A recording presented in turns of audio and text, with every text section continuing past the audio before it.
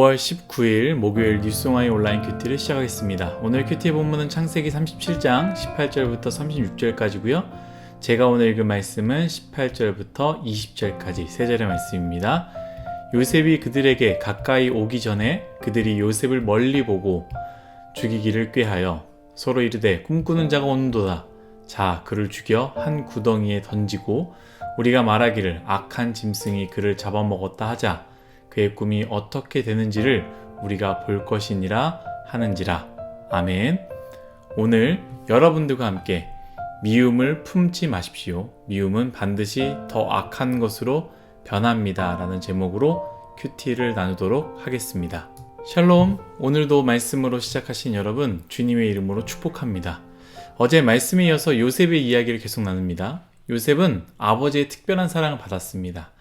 그만큼 아버지로부터 형들은 사랑을 덜 받았겠지요. 그런 형들은 동생이지만 요셉을 미워했습니다. 어제 읽은 말씀 기억나시죠? 37장 4절 말씀입니다. 그의 형들이 아버지가 형들보다 그를 더 사랑함을 보고 그를 미워하여 그에게 편안하게 말할 수 없었더라. 아멘. 여러분, 미움을 생각해 보십시오. 그리고 미워하는 사람을 한번 떠올려 보십시오. 그들이 정말 나에게 그렇게 악한 일을 했습니까? 여러분들이 그렇게 미워할 만큼이나 여러분들에게 악한 행동을 했습니까?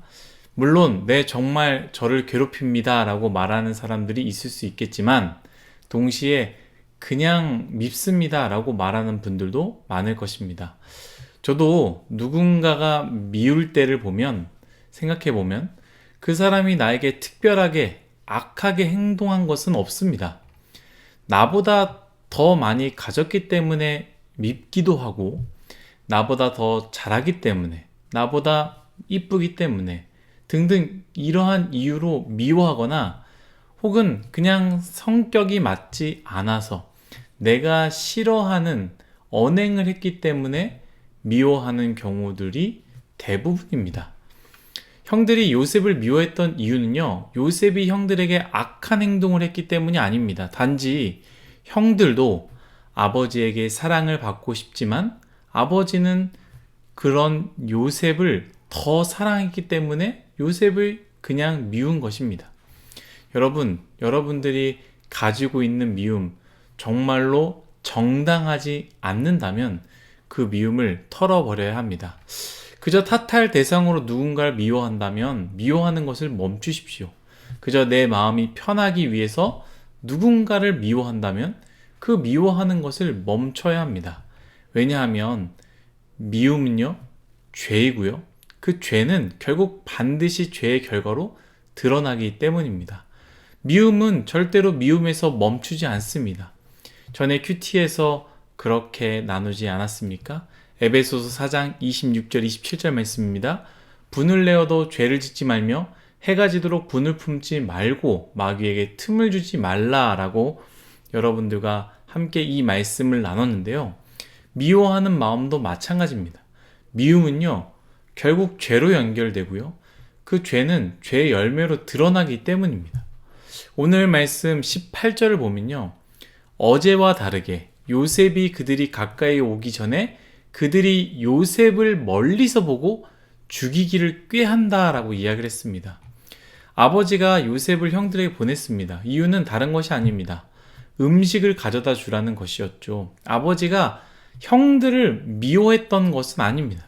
형들 또한 생각했죠. 그렇기 때문에 요셉에게 음식을 보내서 형들을 배고프기 때문에 밥을 잘 먹어라 라고 보냈겠죠. 그 음식을 들고 온 요셉은 형들을 찾아서 형들에게 나아갑니다. 그리고 형들을 발견하고 음식을 들고 나아가는데 형들은 그 요셉을 보고 어떤 마음을 품었다고요? 죽이고 싶다라는 마음을 품었다라는 것이죠. 미워하는 마음이 있었는데 아버지가 저 요셉을 더 사랑하니까, 더 좋아하니까, 더 관심을 가지니까 그를 더 미워했는데 이제는 미워하는 마음에서 죽이고 싶은 마음으로 바뀌었다라는 것이죠. 그래서 어떻게 합니까? 요셉이 오자 음식을 받고 요셉을 구덩이에 던져버립니다. 말씀에 요셉의 말은 나오지 않습니다. 형들의 이야기만 나오지만 아마 요셉은 눈물 흘리며 살려달라고 애원했을 것입니다. 그런데 형들의 태도 여러분 한번 생각해 보십시오. 어떤 행동이었느냐? 요셉이 싸온 음식을 먹으면서 다 같이 어떻게 죽일지를 생각했다라는 것이죠. 여러분 너무 무서운 모습 아닙니까? 음식을 먹으면서 아버지가 싸주신 음식, 요셉이 가져온 그 음식을 먹으면서 이 요셉을 어떻게 죽일까 생각하고 있다라는 것이죠. 물론 르우벤과 유다로 인해서요, 결국엔 목숨을 건졌지만 요셉은 미디안 사람들에게 은 20에 팔아 넘겨짐을 당합니다. 사랑하는 뉴스송아 여러분, 그럼 형들은 요셉을 안 죽인 것입니까?